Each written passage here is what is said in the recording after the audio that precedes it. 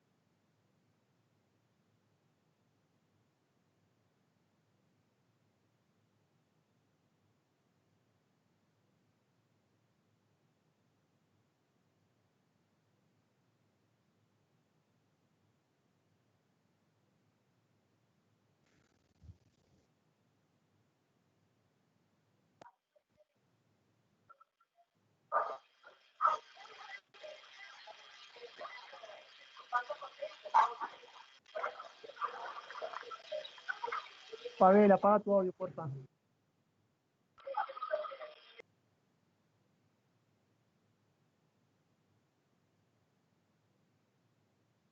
Ingeniero, ¿en su lista sale cuántos alumnos? ¿Quién? ¿En su lista somos 31? No, 48. Ya, un segundo, ya están ingresando, ya somos 33 ahorita.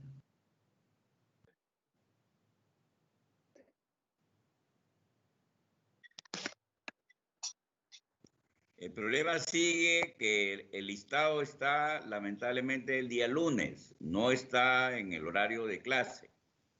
Ese es el problema por el cual no se puede entrar a la clase. O sea, el listado a su web lo ha colocado en un horario que no existe, que es el día lunes. Yo lamentablemente tengo que usarlo ahí porque en el día martes no hay listado. Yo ya le mandé un correo el día domingo al señor director, al señor jefe de departamento y al señor decano, explicándole el problema que tengo. Yo lamentablemente tengo que entrar al día lunes, y yo no sé si de repente hoy día ha marcado día lunes. Entonces, ese es el problema, pero ya ese es un tema pues que no lo puedo resolver yo y lógicamente tampoco el director ni el jefe de departamento. Ellos lo único que hacen es trasladar mi reclamo a la subweb y son ellos los que tienen que arreglar el problema, ¿no? Y hasta que no arreglen, pues ni modo, pues, ¿no? Yo desde la máquina no puedo agregar a un alumno ni cambiar ese listado para otro lado. Lo que podría hacer es trasladarlo a ti uno por uno. Pero ¿qué pasa? ¿Qué pasa? Que a mí me obliga a tomar lista en su web, pues. No puedo tomar lista en Team. Tengo que tomarla en la subweb. Entonces, tampoco puedo hacer eso. En ese punto de vista estoy atado. Igual pasó la vez pasada el viernes. El viernes no pudimos tomar lista. ¿Por qué? Porque en el horario de martes y viernes no hay lista, pues. Entonces, el día viernes no aparece lista. No hay lista. Yo no sé cómo será ahora la práctica, porque tenemos práctica a las 6:50 con el grupo que tenía con la ingeniera Fanny. Ya hoy día empiezo yo. Ya la ingeniera Fanny me agregó como profesor y yo voy a empezar a hacer clases ese día, hoy día. Ustedes me avisan cuando estén todos, pues no los veo acá. Ya somos 42 ya. 42, ya falta poco. Bueno, es que hay 3 que no han venido, por si acaso. 3 o 4 que no han venido. Si es así, ingeniero, bueno, luz verde. Ya, yo creo que empezamos, ¿no? Sí, ya está empezando. Bueno, hoy día nos toca el tema, como habíamos quedado, y siguiendo lo programado, la radiación térmica. Inge, disculpe, ¿está La grabando la radiación clase? térmica, como les había dicho en el inicio, cuando veíamos esto, que es una forma de transmisión de calor que es capaz de transmitirse en el vacío y que no está muy claro eso de la transferencia de calor. Se dice que es por ondas electromagnéticas, pero hay otros que dicen por fotones. Todavía no está definido. Acá la teoría dice, cuando un cuerpo se coloca en un recinto cerrado, cuyas paredes están a una temperatura menor que la del cuerpo, la temperatura del cuerpo disminuirá aún así el recinto está evacuado. ¿Qué significa? Que lógicamente por el principio de la primera ley de termodinámica, de la segunda ley de termodinámica, como el cuerpo está más caliente que el cuarto, el calor va a viajar del cuerpo al cuarto. El proceso mediante el cual el calor se transfiere de un cuerpo por medio de su temperatura sin la intervención de algún medio, o sea, de algún medio, se denomina radiación térmica. En este capítulo se estudian las características de la radiación térmica y del intercambio por radiación, es decir, la transferencia de calor por radiación. El mecanismo físico de la radiación aún no se comprende por completo. La energía radiante en ocasiones se considera como transportada por ondas electromagnéticas, en otros como transportada por fotones, como les decía. Ninguno de estos puntos de vista describe en totalidad la naturaleza de todos estos fenómenos observados. Sin embargo, se sabe que la radiación viaja a la velocidad de la luz. Como ustedes saben, la velocidad de la luz es 3 por 10 a la 8 metros por segundo. En el vacío, ¿no? En el vacío. Esta velocidad es igual al producto de la frecuencia por la longitud de onda de la radiación, donde lambda es longitud de onda en metros y la frecuencia es en segundos a la menos 1. Realmente es ciclos por segundo, ¿no? Ciclo por segundo, o sea, lo que significa una onda completa en cada segundo, ¿no? La unidad de la longitud de la onda es el metro, pero suele ser más conveniente por el tamaño utilizar la micra o el micrómetro, es lo mismo, que es igual a 10 a la menos 6 metros. O sea, un micrómetro es 10 a la cuarto angstrom o 3.94 por 10 a la menos 5 pulgadas, ¿no? Esos son ya equivalencias. En las publicaciones de ingeniería también se utiliza la micra, o sea, ya lo que les acabo de decir, igual a un micrómetro, que se denota con el mismo símbolo, mu solo. La micra es mu solo. Cuando se habla de micrómetro es mu m, o sea, mu de micra y m de metro. Desde el punto de vista de la teoría electromagnética, las ondas viajan a la velocidad de la luz, en tanto que desde el punto de vista cuántico, su madre, entramos a la física cuántica, es más complicada. La energía se transporta por fotones que viajan a esa velocidad. Si bien los fotones tienen la misma velocidad, siempre existe una distribución de energía entre ellos. La energía asociada con un fotón EP está dada por EP igual HB, donde H es la constante de Planck, igual a 6.625 por 10 a la menos 4 Joule por segundo. Y B es la frecuencia de la radiación en segundo a la menos 1. Lo que significa que el producto de ambos sale en joules. El espectro de energía también se puede escribir en términos de la longitud de onda de la radiación, lambda, que está relacionada con la velocidad de propagación y la frecuencia por el medio, donde lambda es CB. No se olviden que C viene de la ecuación anterior. O sea, lo que han hecho es un despeje de la ecuación que está acá, esta de acá, ¿no? Se han hecho un despeje de esta ecuación de acá, y lo que han hecho acá es despejar nada más. Lambda es igual a CB. Bueno, ahí hay un error, es C por B, ¿no? C por B. No, C entre B, está bien. C entre B. Los fenómenos de la radiación suelen clasificarse por su longitud de onda, característica en la figura 9.1. Vamos a verla en la siguiente página. Los fenómenos electromagnéticos comprenden muchos tipos de radiación, de rayos gamma, rayos X. La longitud de onda corta hasta las ondas de radio longitud de onda larga. La longitud de onda de la radiación depende cómo se produce la radiación. Por ejemplo, un metal bombardeado por electrones de alta frecuencia emite rayos X. Ese es el famoso rayos X que nos toman cuando vamos al médico. En tanto que ciertos cristales se pueden excitar. Excitar significa, por si acaso esa palabra a veces es utilizada en otra tipología. La palabra excitar para un material es que los electrones comienzan a moverse en forma caótica. Eso significa excitar, ¿ya?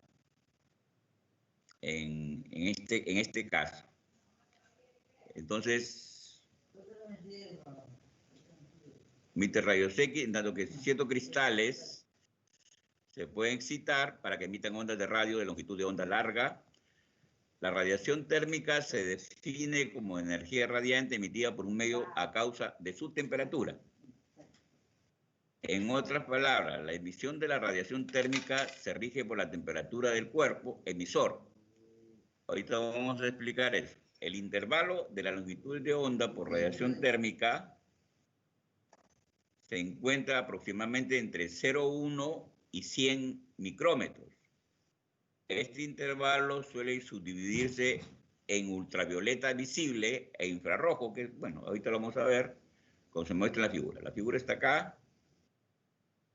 Y ahí están las dimensiones de longitud de onda de todos los rayos conocidos, ¿no? Ahí tienen los rayos X, la radiación térmica visible, la que no es visible, las ondas de radio, las ondas hertzianas, el radio de la longitud de onda de la radiación térmica, los rayos gámicos, gamma, y más abajo tenemos la ultravioleta, la infrarrojo. Lo que está arriba es la longitud de onda, ¿no? En metros, ¿no? Esas son las dimensiones.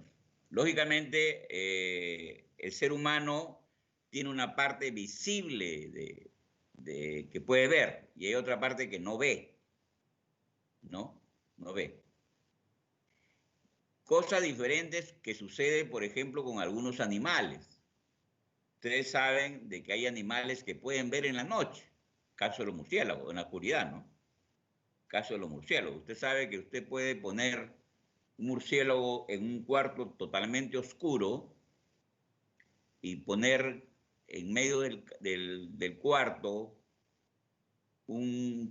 cables de alta tensión separados solamente con una longitud por donde pueda pasar el murciélago, y alborotar al murciélago, y el murciélago va a comenzar a volar en ese cuarto donde hay 1000 cables con 10.000 voltios, y usted tenga la plena seguridad que ese murciélago no va a chocar con ningún cable. ¿Por qué? Porque tiene una sensibilidad que ya quisiera tener un equipo hecho por humanos, ¿no? O sea, no choca. Es imposible que un murciélago choque contra salvo que esté enfermo, ¿no? Pero si está normal, ellos tienen ese poder. También lo tienen en menor grado los perros y los gatos. Ven de noche. O sea, no al nivel de murciélago, que es el que tiene el más alto radio de visibilidad, pero los perros y los gatos pueden ver en la noche, ¿no? Por eso es que cuando usted tómale una foto a un perro de noche, y vea la foto, va a ver que los ojos del perro están brillantes. Hagan la prueba. Están brillantes, brillan, como que si tuvieran un sol en el ojo. Bien. Dice, la radiación térmica siempre comprende un intervalo de longitud de onda. La cantidad de radiación emitida por la longitud de onda unitaria se denomina radiación monocromática. Después vamos a ver en los problemas lo que es la radiación monocromática. Varía con la longitud de onda y la palabra espectral se utiliza para describir esta dependencia. La distribución espectral depende de la temperatura y de las características superficiales del cuerpo emisor. El Sol con una temperatura superficial efectiva aproximadamente, esa es la temperatura del Sol, 5.800 grados Kelvin. Significa que el Sol aproximadamente está a 5.500 grados centígrados, aproximadamente. ¿No? Esa es la temperatura del Sol, si no la sabían. Exactamente 5.527 grados centígrados. Emite la mayoría de su energía en longitud de onda menores de 3 micrómetros. En tanto que la Tierra, a una temperatura aproximada de 290 grados Kelvin, estamos hablando de 17 grados centígrados, emite más del 99% de su radiación a longitudes de onda mayores de 3 micrómetros. Esta diferencia en los intervalos espectrales calienta el interior de un invernadero, incluso cuando el aire exterior está frío, debido a que el vidrio deja pasar la radiación a la longitud de onda del Sol, pero casi es opaco a la radiación del intervalo de la longitud de onda emitida por el interior de un invernadero. ¿Qué significa esto? Que si usted tiene un invernadero que está a temperatura promedio de la Tierra, 17 grados, 15 grados, y tiene vidrio, ellos dejan salir toda la radiación, o dejan pasar, perdón, toda la radiación del Sol, pero no dejan salir la energía que sale del invernadero hacia afuera. Por eso es que el invernadero se calienta. Porque son translúcidos para la luz del Sol, pero son opacos para la salida de la luz del interior hacia afuera. Por esa razón es que el invernadero se puede utilizar para hacer crecer plantas en lugares, inclusive fríos, ¿no? Solamente lo único que se pide es que haya luz solar. Y si no, pues tendríamos que poner energía artificial. Aquí dice algo de eso. Esta diferencia en los intervalos, ¿dónde está?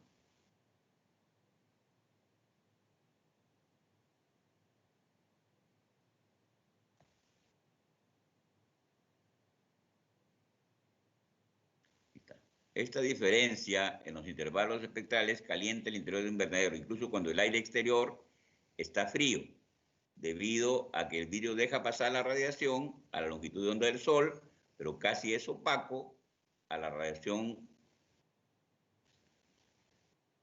del intervalo de longitud de onda emitido por el interior del invernadero, ¿no? Lo que les estaba diciendo. Así pues, la mayoría de la energía solar que entra a un invernadero queda atrapada en su interior. En años recientes, la combustión de combustibles fósiles ha aumentado la cantidad de dióxido de carbono. ¿Cuáles son los combustibles fósiles, jóvenes? El petróleo. El petróleo. Cualquier combustible sacado del interior de la Tierra, ¿no? Petróleo, gas, carbón. Aumenta la cantidad de dióxido de carbono en la atmósfera, es el CO2. ¿No? Está aumentando el dióxido de carbono en la atmósfera. Es el CO2. Como el dióxido de carbono absorbe radiación del espectro solar, o sea, el CO2 que nosotros emitimos por la contaminación, pasa o se escapa menos energía, esto ocasiona el calentamiento global. que también se denomina efecto invernadero. Ese es el origen del famoso calentamiento global. O sea, en otras palabras, para evitar el calentamiento global, tenemos que dejar de utilizar combustibles fósiles. O sea, lo que le llaman energías limpias.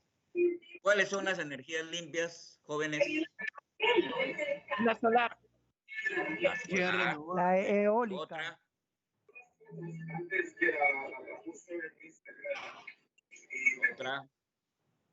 Otra que ha llegado a Cajamarca hace poquito. Energía mareomotriz. Bueno, la marea ya se está usando en Francia. En Francia ya el problema de la marea, ¿sabe qué pasa? De que justamente estaba viendo hace unos días la presentación del primer generador de energía por mareas. Entonces, el problema está pasando como cuando salió la primera computadora. Ustedes saben que la primera computadora que llegó a Villarreal fue en el año 80 y tantos. Y lógicamente,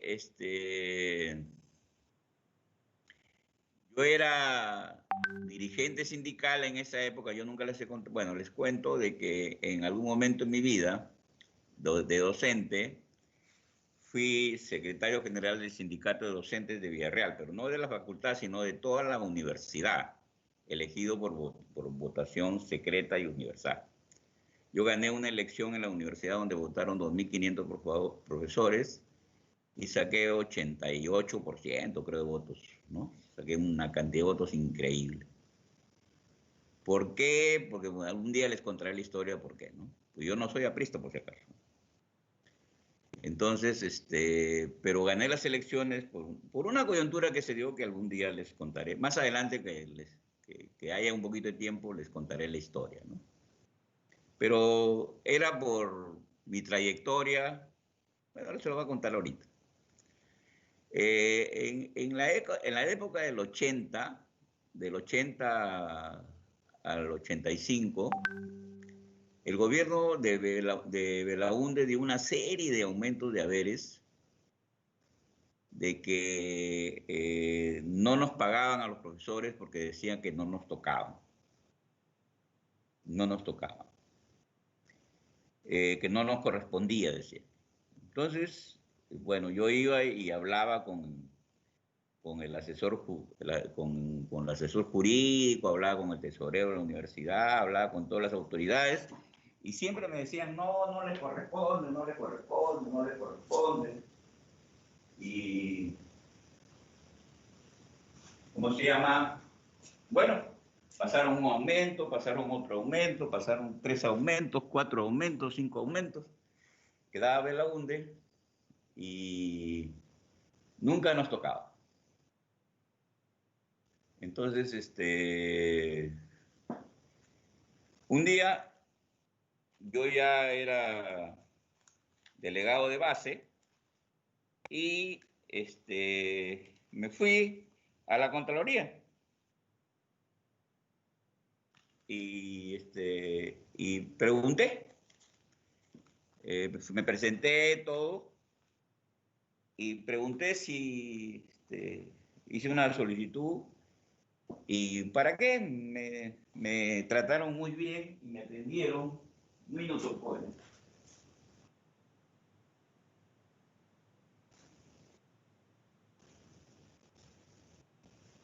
Me atendieron en la Contraloría, me atendió un director y le conté todo lo que estaba pasando en la universidad.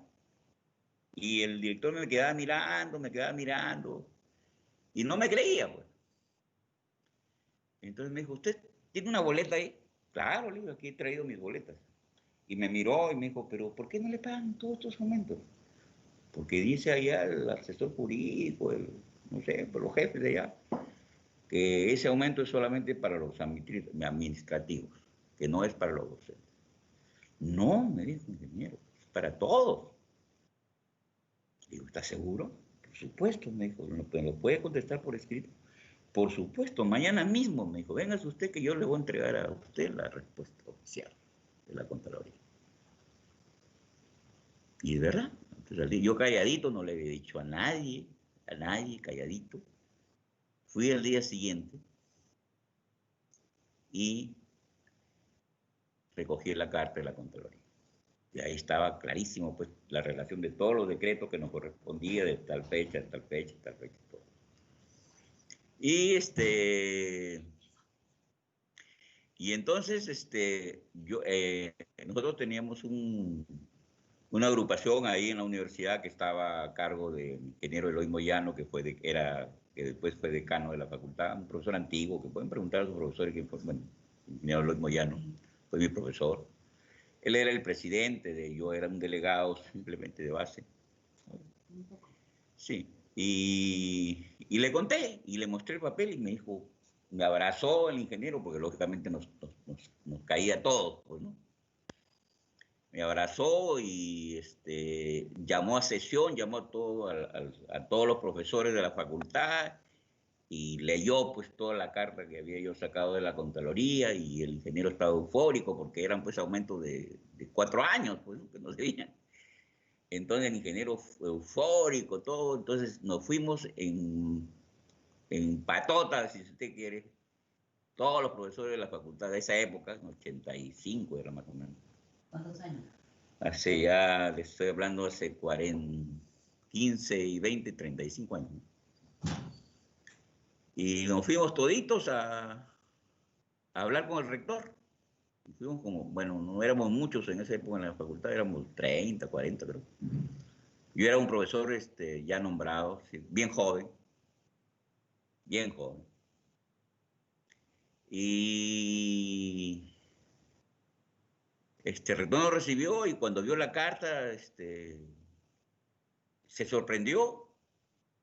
Llamó por teléfono, averiguó, y bueno, le dijeron en la Contraloría que sí, que era correcta la carta, que la carta era real, que yo había ido y que me había sido atendido por el director fulano de tal, y que la carta estaba firmada por el Contralor, ni siquiera por el director, sino por el Contralor de la República, que era Cusiano, me acuerdo, en esa época, ingeniero Cusiano. Y lógicamente el rector llamó al asesor jurídico y todo el mundo me miraba y yo les explicaba, y bueno, la noticia corrió, y en ese momento en el rectorado no habían 20, sino habían 500 profesores, ¿no? Y todos, pues, ¿no? Querían la copia de la carta, y bueno, en esa época no había fotocopia. Se hacía, ¿cómo se llama?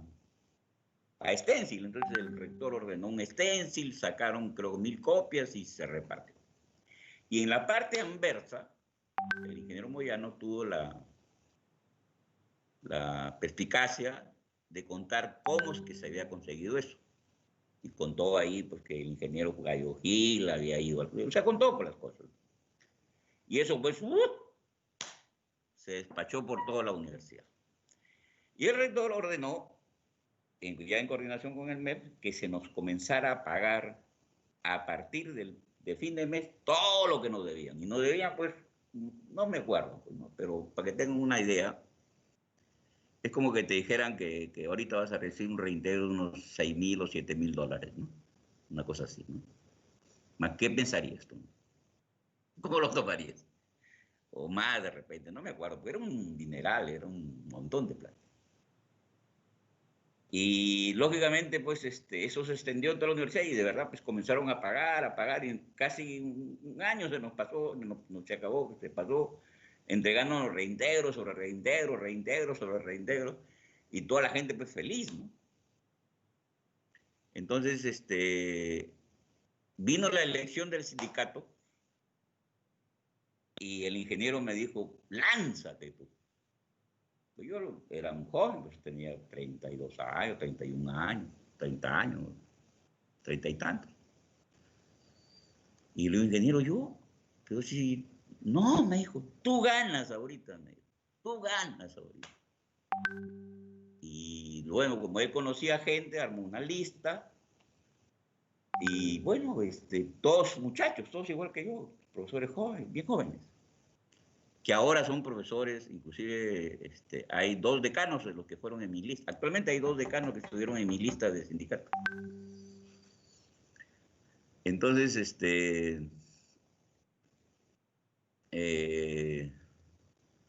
y nos lanzamos, pues. Y lógicamente a mí muchísima gente no me conocía, pero sí conocía mi apellido, pues. Sabía lo que había hecho. Entonces vino la votación y barrí, pues. Barrí. Y entré pues cuando tú entras pues a un cargo con el 90% de votos, pues eres poderoso. Y entré, y bueno, entré al Consejo Universitario, entré a la Asamblea Universitaria, entré a todo. En esa época se tenía poder, había poder. El secretario general era poderoso. Y bueno, y con mi carácter inquieto y todo, pues conseguí un montón de cosas, pues, ¿no? Por lo pronto, que nos paguen todo. Y ahí empezó mi historia, pues. Esa es la historia. Esa es la historia. Y ahí empezó mi vida en la universidad dirigencial. Ya de ahí me quedó el espíritu inquieto de preguntar, de cuestionar. Y ya pues, esa es la historia. Bien. Empezamos justamente con algo que me parezco yo. Está bien, usted ha sido tremendo para ir a hablar con el controlador. Sí, no fui con el contralor, hablé con un director. Fui a la Contraloría, pero fui macho, pues, ¿no? Porque sí, de verdad que era inquieto, yo era inquieto.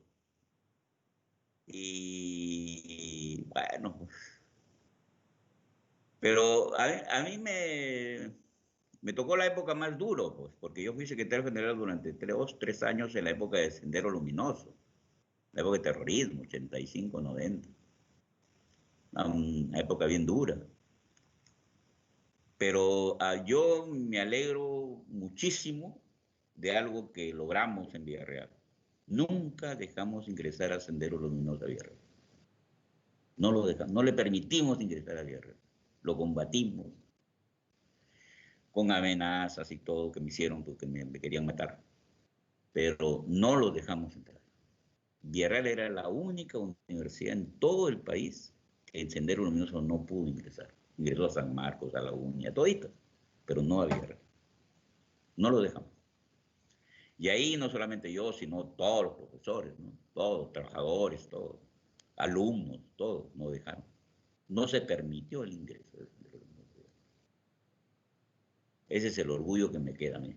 Claro que me amenazaron, me siguieron, inclusive el Servicio de Inteligencia me llamó, me prohibieron que saliera de Lima, bueno, paraba escondido, salía de noche con guardaespaldas. Bueno, pero son experiencias vividas. Y por eso es que quiero tanto la democracia, jóvenes. Quiero tanto la democracia porque es el mejor sistema. De repente no es el más perfecto, pero es el mejor. Entonces, a la democracia hay que defenderla. Hay que defenderla. Y bueno, ese es mi pensamiento. Bueno, terminemos esto. Ya les conté una parte de mi vida. Vamos a ver ahora un cuerpo negro, ¿no? A mí me dicen negro, por si acaso, aquí en mi casa. El cuerpo negro, o radiador ideal, es un cuerpo que emite y absorbe a cualquier temperatura la máxima cantidad posible de radiación. O sea, el cuerpo negro es un cuerpo ideal, que emite, o sea, emite es refleja. Si tú le inyectas calor, él refleja la máxima cantidad de calor, pero también absorbe la máxima cantidad de calor. Como les dije hace unas semanas que vimos esto en términos muy simples, le dije que el cuerpo negro no existía en la naturaleza. No existía en la naturaleza como cuerpo negro así, pero que el que más se acercaba al cuerpo negro es el negro carbón de hulla, del carbón. Ese negro que se forma, bueno, ya ustedes no han vivido eso, porque ustedes ahora pues tienen cocina a gas, horno microondas, ¿no? No, el horno de pan ya no es el horno antiguo, sino es el horno eléctrico. Pero si hay por aquí algún provinciano en operaciones unitarias o viene de provincias y generalmente viene de la sierra o de zona campestre y ha visto un horno casero, ¿no? Hecho de piedra y de cemento o de yeso, debe haber visto un negro que se forma a veces, ¿no? En el horno. Se le llama negro humo. O sea, pues, ¿por qué formado por el humo? Y es negro, negro, negro. O sea, como nosotros le decimos, negro tinto, ¿no? Negro, negro, negro. Ese negro es el que se acerca en la naturaleza más a lo que podría ser un cuerpo negro, ¿no? Y todos los demás se llaman grises. O sea, para la radiación solamente existen dos colores. El negro, que es el que absorbe y emite calor a la más alta velocidad, y el gris, que es el que absorbe y emite radiación a diferentes velocidades. Menores que, por supuesto, que la del cuerpo negro, ¿no? Por acá debe decirlo en un sitio. Un radiador ideal es un concepto teórico, como lo había dicho, que establece que en un límite superior para la emisión de radiación, de acuerdo con la segunda ley de la termodinámica, que el calor viaja de la zona de alta temperatura a la zona de baja temperatura, es un estándar con el que se comparan las características de la radiación de otros medios. Para fines de laboratorio, un cuerpo negro se puede aproximar mediante una cavidad con una esfera hueca cuyas paredes interiores se mantienen a una temperatura uniforme T. Si hay un agujero pequeño en la pared, cualquier radiación que entre a través de él se absorbe y se refleja parcialmente en las superficies interiores. La radiación reflejada, como se muestra en el esquema de la figura número 9.2, como vamos a ver, no escapará inmediatamente de la cavidad, sino chocará repetidamente contra la superficie interior. Cada vez que choca, una parte de ella se absorbe. Cuando el haz de radiación original finalmente llega al agujero de nuevo y escapa, se ha debilitado tanto por la reflexión repetida que la energía saliente de la cavidad es insignificante. Esto es cierto sin importar la superficie y la composición de la pared de la cavidad. Por tanto, un agujero pequeño en las paredes que rodean una cavidad grande actúa como un cuerpo negro debido a que prácticamente toda la radiación incide en el agujero, se absorbe dentro de la cavidad. O sea que el cuerpo negro, en otras palabras, es que emite y absorbe todo. La radiación emitida por la superficie interior de una cavidad se absorbe y se refleja muchas veces hasta que llegue a la cavidad uniforme. Si un cuerpo negro a la misma temperatura que la superficie interior se coloca en la cavidad, recibe radiación uniforme, es decir, es irradiado isotrópicamente. ¿Qué es isotrópicamente? Iso es igual, ¿no? El prefijo iso es igual. Trópicamente, a ver, ¿qué cosa es?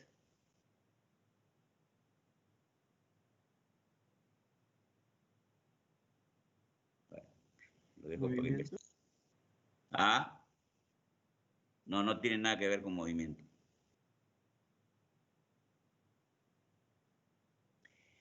El cuerpo negro absorbe toda la radiación incidente y puesto que el sistema que consiste en el cuerpo negro y la cavidad está a temperatura uniforme, la tasa de emisión de la radiación por el cuerpo debe ser igual a su tasa de irradiación. De lo contrario, habría una transferencia neta de energía como calor entre dos cuerpos a la misma temperatura, en transferencia neta de energía como calor entre dos cuerpos a la misma temperatura en un sistema aislado. Una violación obvia de la segunda ley de termodinámica. Y nota que la tasa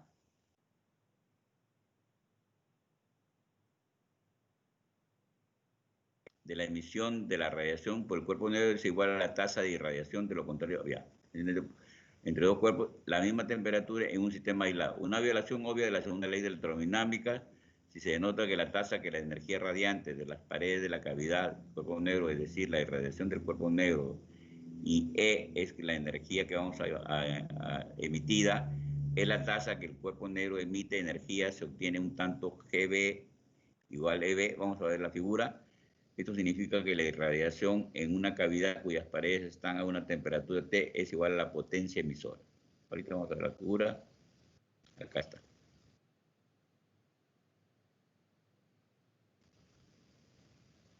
Ahí está la esfera y la irradiación. Recintos, ahí está el agujerito, ¿no? Donde está G. Isotérmicamente, ¿qué cosa es isotérmico? Igual temperatura. Igual temperatura. La misma temperatura, ¿no? Iso siempre es igual. Y ahí está la distribución, cómo se va remitiendo y absorbiendo la energía solar. Realmente la radiación es un tema que es un tema un poco árido, porque como su nombre lo indica, pues interviene un poco la física cuántica y es un poco complicado, ¿no? Pero es parte del curso y tenemos que hacerlo, ¿no? Pero realmente, pues la energía radiante la vamos a utilizar cuando creemos los paneles solares, ¿no? Y yo les estaba hablando de la energía de las mareas, que se me fue la idea, pero les estaba diciendo de que, ¿cómo se llama? Yo había visto el primer generador de energía de mareas y me hacía recordar a la primera computadora que llegó a Villarreal. Justamente fue cuando yo les comencé a contar mi historia. La primera computadora que llegó a Villarreal, que fue en los años 80 y tantos, se puede imaginar que había una computadora, ¿se acuerdan del salón? Para que tengan una idea de las casas antiguas de la facultad, donde está el primer salón, luego el aula de motores, luego una aula y luego está el aula del ingeniero Valentín y luego está el aula del ingeniero Pocho y luego hay una poza, o sea, todo ese largo, ¿se acuerdan? ¿Se ubican o no se ubican? Entrando a la facultad por la panadería. Hay una construcción de madera. Sí. Ya, toda esa construcción de madera, que son como 20 metros, de ese tamaño era la computadora. La primera computadora que llegó a Villarreal. ¿Se pueden imaginar? Estaba en 3 o 4 cuartos. ¿Y qué es lo que hacía? Planilla de haberes. Esa era la novedad, que se hacía la planilla de haberes y algunas cosas de la universidad. O sea, hacía menos lo que hace una tablet ahora, ¿no? De ese tamaño era la computadora. De igual manera, cuando yo he visto el primer central de mareas, ocupa un lugar del tamaño de la Costa Verde, desde Miraflores hasta, digamos, Bertolotto se llama, ¿no? ¿Sí? ¿Estoy en lo correcto? Bertolotto, ¿no? Ya. Ese es el tamaño que tiene la primera central de generación de energía de mareas, por mareas. O sea, tiene un tamaño de ¿cuánto? 5 o 6 kilómetros, más o menos. ¿Y sabe cuánto produce? Máximo. Produce, creo que 200 o 300 kilowatts. O sea, que no alcanza, pues, pero ni para una manzana de cuadra, ¿no? Bueno, pues una manzana de cuadra sí alcanza. Una manzana de barrio, ¿no? O sea, toda una manzana, una cuadra poblado. Sí podría alcanzar para energía para esa. O sea, estamos hablando de unas 10 casas por 10 casas por 10 casas por 10, unas 50 casas. Alcanzaría una energía más o menos 50, 60 casas. Pero lógicamente, cuando yo vi eso, me acordé de la computadora de Vía Real, pues.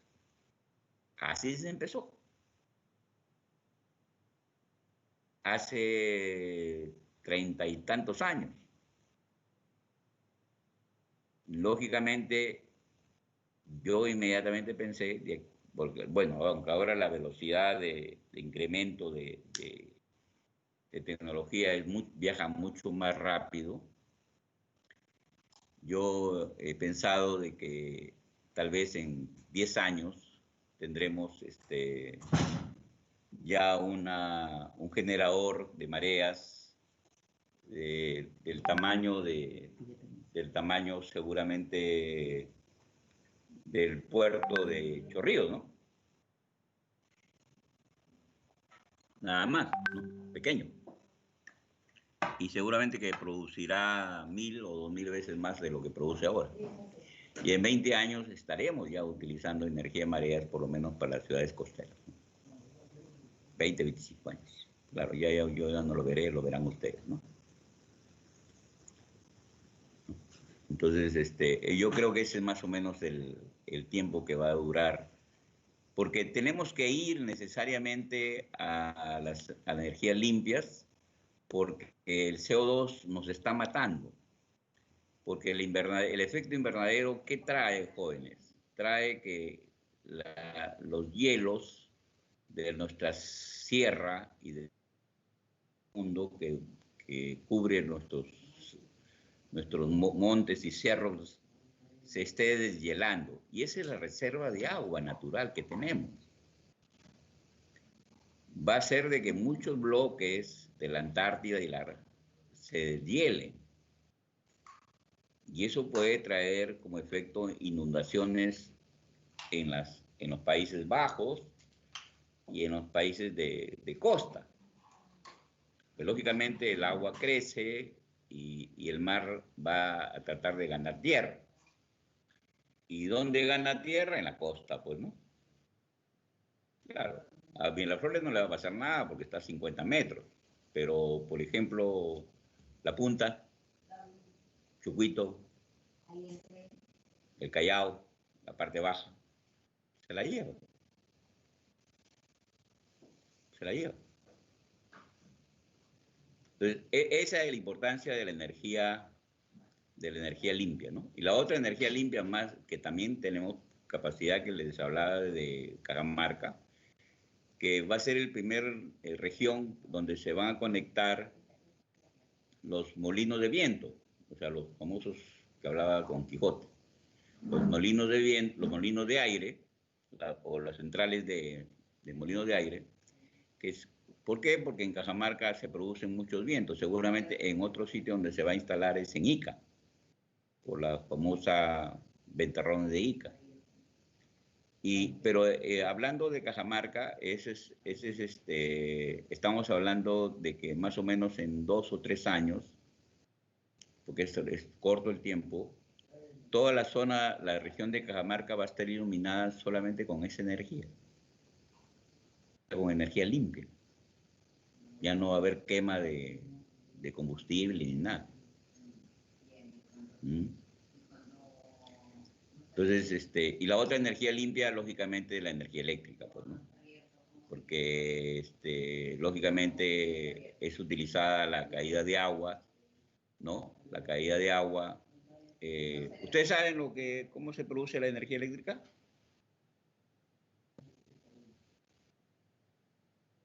¿Saben o no saben? Usa la fuerza del agua. Ya, pero ¿qué hace la fuerza del agua? Ya la fuerza de agua produce energía Era eléctrica. una turbina.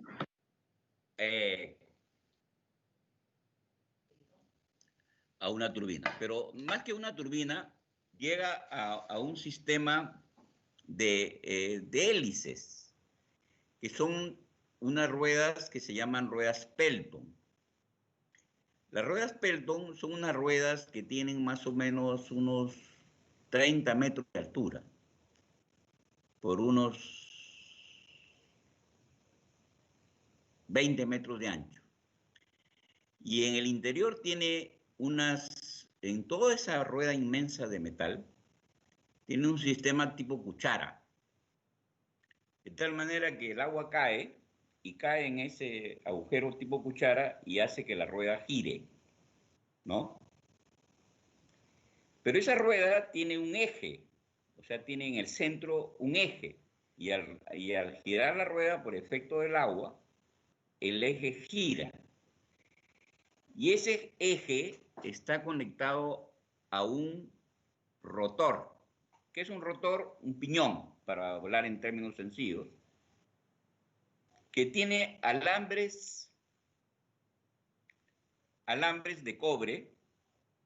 Claro, el rotor es inmenso, tiene varios metros, y encima del rotor hay electroimanes. Está el polo norte, o sea, el imán norte y el imán sur, y lógicamente las líneas magnéticas ahí van a ir del norte al sur. Y en medio de ese gran electroimán, que también es inmenso, del tamaño de un cuarto grande, está ese rotor que tiene embobinados alambres.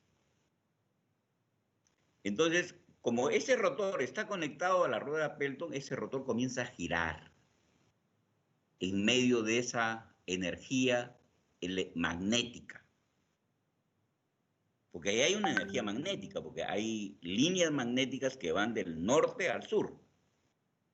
Son dos polos que están ahí, ¿no? Entonces, ese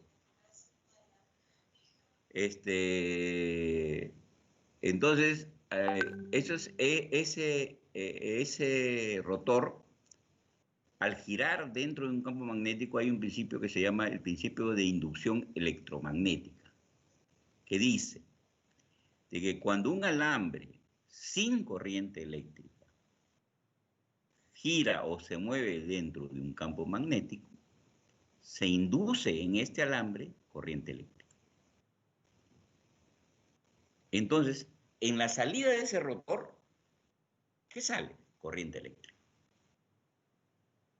Esos alambres que ya llevan corriente eléctrica son guiados a un transformador y la energía eléctrica se eleva a 10.000 voltios. Y esa energía eléctrica de 10.000 voltios es la que viene hacia Lima y hacia la zona, que son los cables de alta tensión. No crean que la energía eléctrica produce 10.000 voltios, no.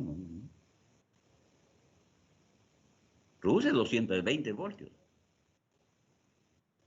Pero se elevan en transformadores para poderlos traer, por ejemplo, en el caso de Lima, de Huinco, de Chosica, hacia Lima. Y ya en la central de Lima hay otros transformadores de baja que bajan esa corriente de 10.000 voltios a 220, y 220 es lo que se distribuye en la ciudad de Lima. Lógicamente hay dos empresas, una que tiene un lado de Lima y la otra que tiene otro lado de Lima, pero todo es energía limpia, es energía eléctrica. Ahora, cuando decimos 220 voltios, ¿en Lima hay siempre 220 voltios? No. Hay horas del día por ejemplo, ahorita, donde si nosotros tomamos un voltímetro que mide el voltaje y lo conectamos a un toma corriente o a un apagador, prendedor y apagador de luz, un toma corriente, bueno, o un toma corriente donde enchufamos algo, les va a medir seguramente 212, 214 voltios. ¿Por qué? Porque hay demasiado consumo de energía en este momento. Lógicamente la tensión baja. Pero si hace el mismo efecto a las 4 de la mañana o a las 3 de la mañana, va a ver que ya no hay 220 voltios, sino hay 225 o 226. ¿Por qué? Porque a esa hora no hay consumo de energía eléctrica. Pero en promedio, en el Perú es 220 voltios. En Estados Unidos es 110, en Chile es 110. Pero ¿por qué hacemos 220 en Lima? Perdón, en el Perú. ¿Por qué? Porque en el Perú pues hay 3 regiones, pues. Tenemos que subir los Andes. Entonces se requiere un voltaje de 220 voltios para poder permitir las caídas de tensión. Si ponemos 110, no va a aguantar. Entonces ponemos 220 para que haya esos picos y pueda llegar la corriente eléctrica. Entonces, esa es la razón por la cual nosotros tenemos 220 voltios.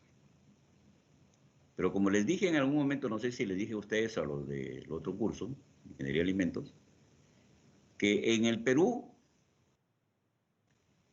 ustedes conocen al doctor Tevez, ¿verdad? ¿Ustedes conocen al doctor Tevez? Sí. Claro. El doctor Tevez es su profesor. Bueno, el doctor Tevez, mucha gente no lo sabe, él es un maestro de maestros.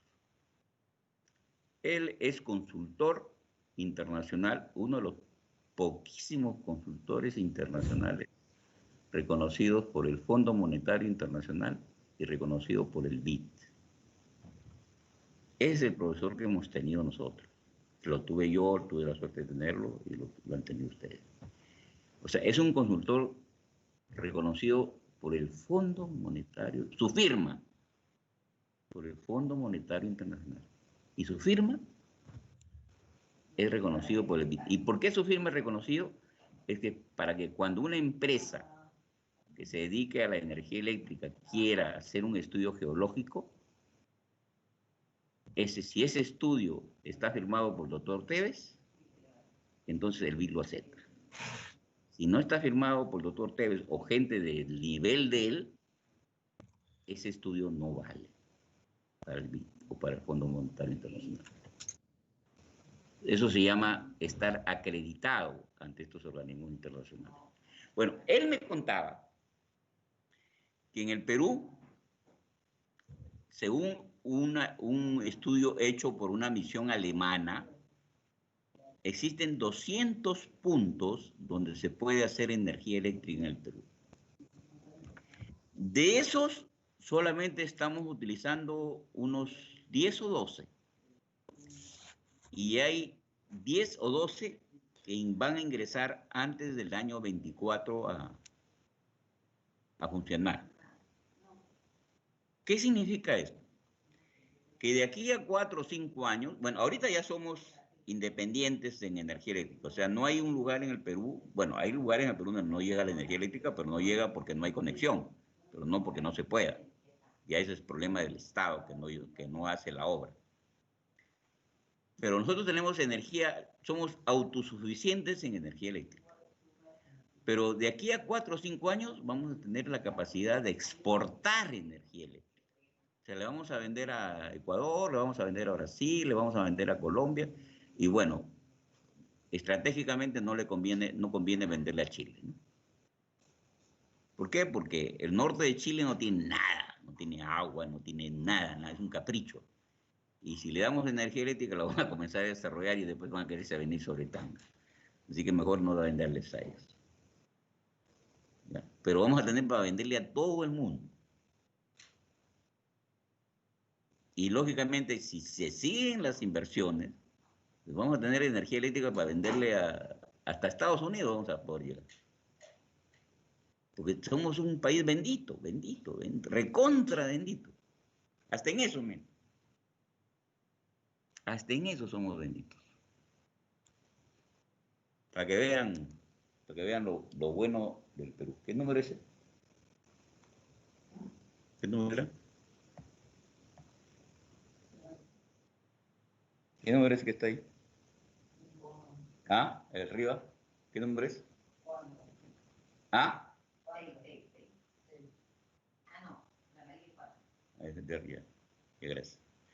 Entonces,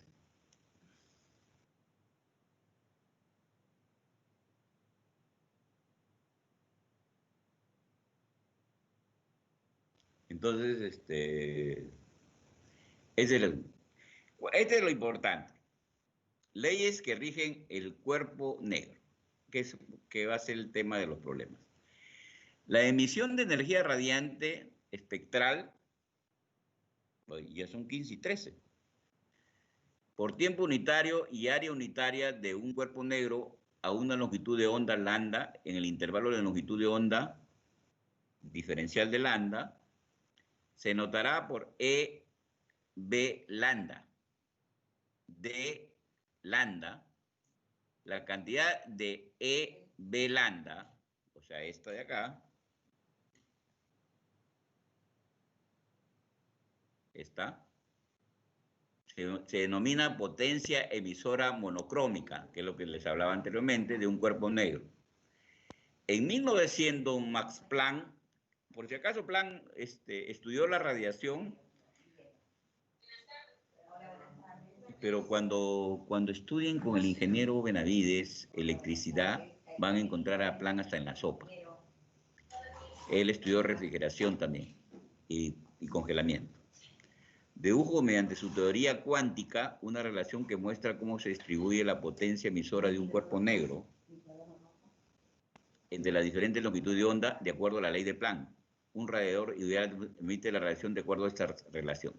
No se asusten, van a ver que el uso de todo esto es sencillísimo.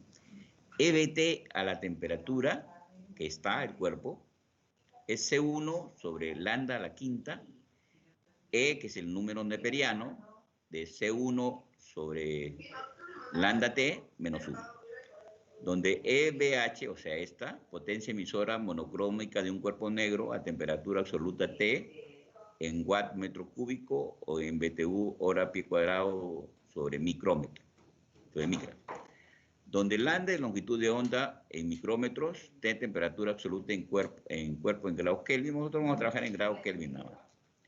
C1 es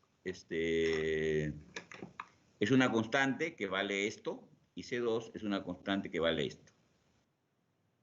Pásame el libro. No, el de acá, el que está abajo, de eso. Ese, el que está abajo en el cockpit. Ese el libro de ahí, no, mi hijo ahí. Pues voy.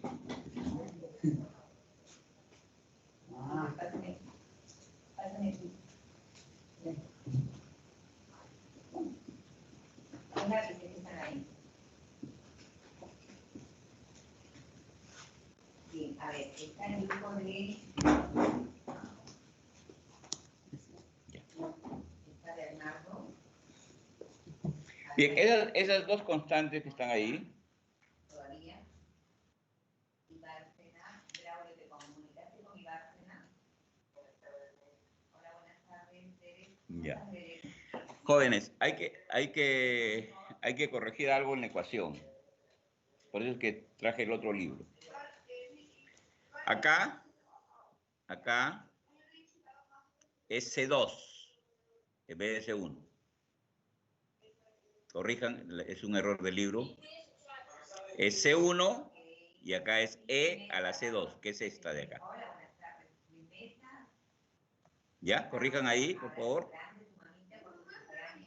Es C1 sobre lambda quinta, y es un error ya de imprenta, sobre E a la C2. El valor de C2 está acá. Es una constante.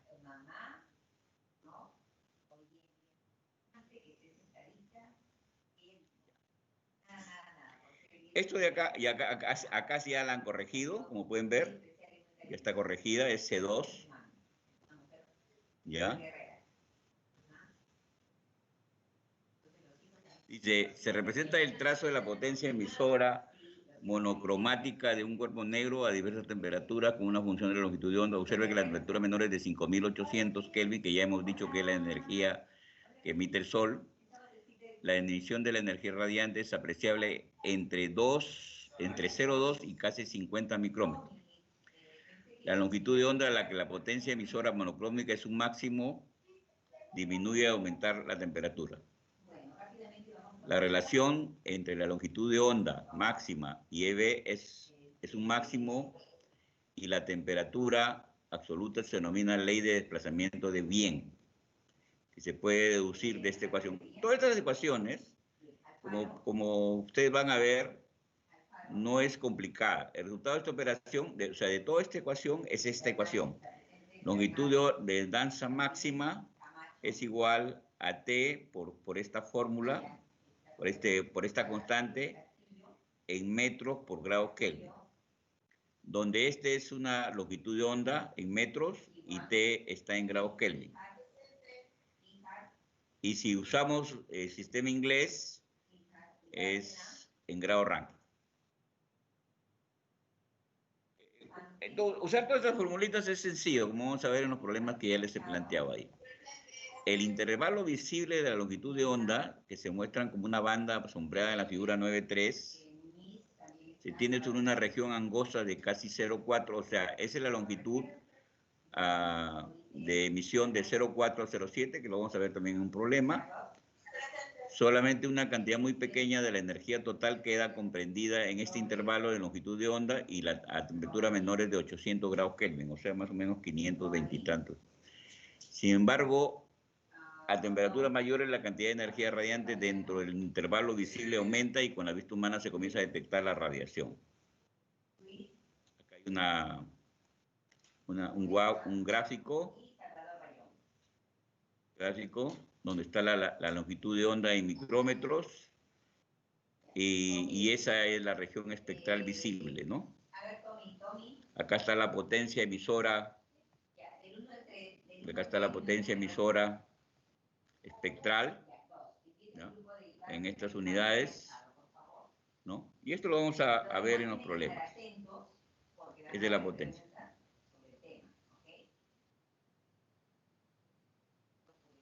Acá hay la ecuación de Stefan Boltzmann, que es esta acá, que vamos a ver en el primer problema que vamos a ver, que ya será en la práctica. O no sé, porque hay un grupo que no está conmigo, ¿no? Entonces, por favor, les pido que por esta semana se acoplen o hoy día a las 6:50 o el viernes para poder terminar con este tema, ¿no? Por ponerme a hablar de cosas personales me he demorado, ¿no? Y esto es una fórmula, ¿sí? ¿Le escucho? Podría ser el viernes, creo, porque hoy día creo que algunos a partir de las 6:50 tienen otra clase. No estoy segura. Pues ya, un grupo que lo haga hoy día, el grupo que le toca. ¿Y cuántos son los que vienen a la clase de las 6:50? Alrededor de 14, 15. Ya, con ellos haré la clase de los problemas y con el otro grupo lo haré el viernes. Por favor, entren el viernes, ¿ya? Y ahí van a poder entender mejor todo esto. Esta es una fórmula donde el calor perdido por la radiación por unidad diaria, que se le llama velocidad de transferencia de calor por radiación, es igual a la constante de Stefan Boltzmann por T a la 4, ¿no? Eso lo van a ver a continuación, donde A es área del cuerpo negro, T la temperatura absoluta, y esta tau es la constante de Stefan Boltzmann que vale esto. Eso ya está tabulado. Y luego viene esta tablita que también la vamos a usar, que vamos a ver que es muy útil cuando veamos los problemas de la tarde o el viernes.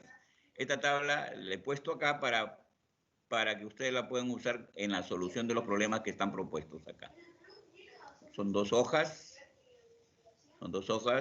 donde está, inclusive pasamos la temperatura del sol, ¿no? Ya estamos en 6.000 acá. Pero bueno, acá como es tabla y el papel aguanta todo, creo que lo da hasta 20.000. ¿No? Claro, alcanzar una temperatura de 20.000 es bastante difícil, ¿no? 30.000 llega, ¿no? Bueno, mucho. Ya, no, yo cambié ya.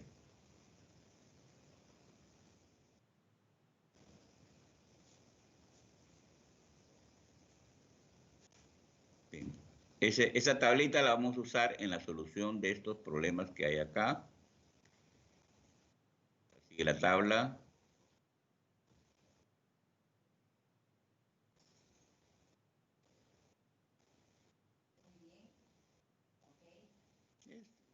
La solución de problemas es sencillo, como vamos a ver en la clase de ahora más tarde. Aquí ya viene... Bueno, esta fórmula también la vamos a utilizar hoy día. La propiedad de la radiación. Acá hay una formulita también. Esta es literatura para ver concepto de la radiación, cómo incide, cómo se refleja, y cómo se absorbe y cómo se transmite, ¿no? Bueno, ya la absortividad ya la definimos en las clases pasadas, la transmitividad, todo eso ya lo hemos definido. La parte de literatura que ya hemos visto. Esta fórmula también la vamos a utilizar. Bueno, aquí viene la ley de Kirchhoff, que también la vamos a utilizar en los problemas de hoy día. Y pues ya me gana la hora, son ya casi 3:30. Y acá vienen ya la parte de problemas, ¿no?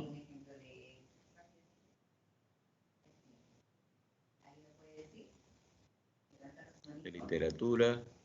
Como le dije, la radiación es algo que por ahora la mantendremos. Esta formulita también la vamos a utilizar, que es que sale de la tabla que hemos visto, ¿no? Ya, eso es la parte teórica. En la tarde utilizaremos el otro PDF, que ya está, ustedes ya lo tienen ahí, ya está abierto, ahí se va a quedar abierto para las 6:50. Eso ha sido todo por ahora, jóvenes. Son las 15:27 minutos. Damos por concluida esta parte teórica. Nos faltaría la parte de problemas, que no es nada complicado, ¿no? Son sencillas. ¿Alguna pregunta? ¿Alguien ha llegado? ¿Alguien ha llegado? ¿Alguien ha llegado, jóvenes? ¿No hay voces? Me parece que seguimos los mismos. Ya, ok. Entonces, eso es todo, jóvenes. Nos vemos a las 6:50 con los que tengamos que vernos para hacer los problemas.